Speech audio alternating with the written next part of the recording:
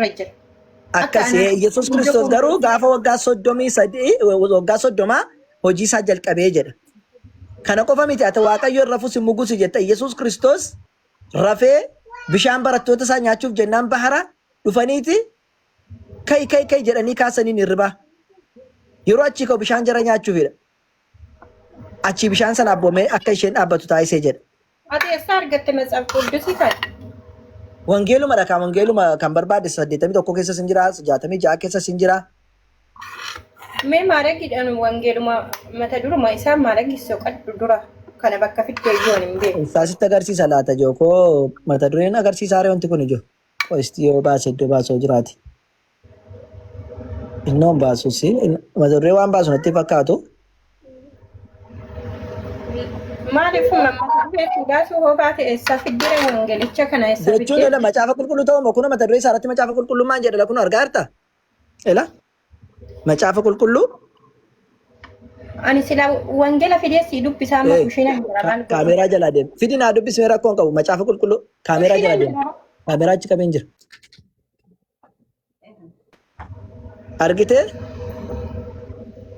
macaafa qulqulluu jedha.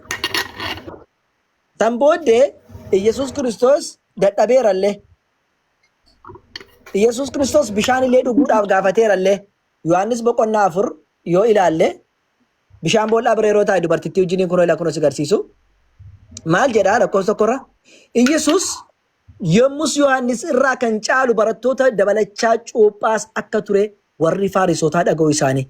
Yesuus hin barre. Utuma taa'uu iyyuu barattoota isaatu cuuphe malee Yesuus ofii isaatii hin cuuphne ture. Kana booddee inni kutaa biyya Yahudaa dhiisee Galiilaa dhaqe. Yeroo achi dhaqu immoo Samariyaa keessa darbuun isarra ture jedha.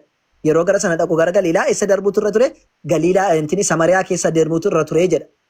Yeroo achi dhaqu immoo Samariyaa keessa darbuun isarra ture. Kutaa biyya Samariyaa keessa gara mandara Sikaar jedhamu tokko dhufee mandarichi lafa isa Yaaqoob ilma isaa Yoosefiitiif kennetti dhiyoodha.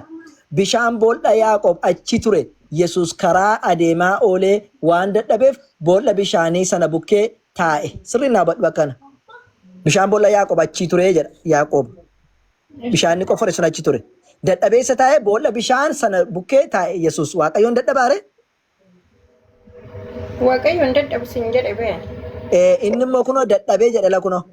Maal jedha? Yesuus karaa adeemaa oolee waan dadhabeef boolla bishaanii sana bukkee taa'ee yeroon isaas akka sa'aatii 6 ture jedha. Tole. Dubartiin Samariyaa tokkos bishaan waraabbachuudhaaf dhuftee yommus Yesuus bishaan dhugaatii anaaf kenni ittiin jedhe ilaali. Waaqayyo bishaan kadhataa?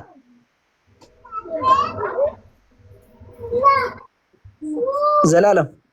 Dhaggeeffachaan jira dubbise. Ayyee.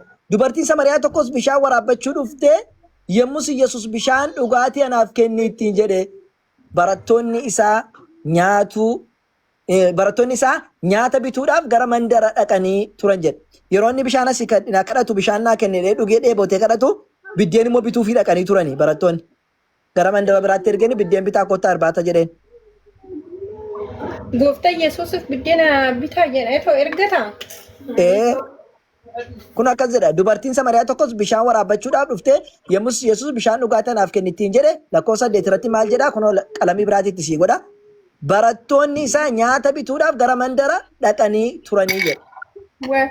Wangeeluma kana jijjiirradhu garuu dubbisuu keessatti sirrii miti. Ibroo wangeelichi bira jira wangeelii noormaali?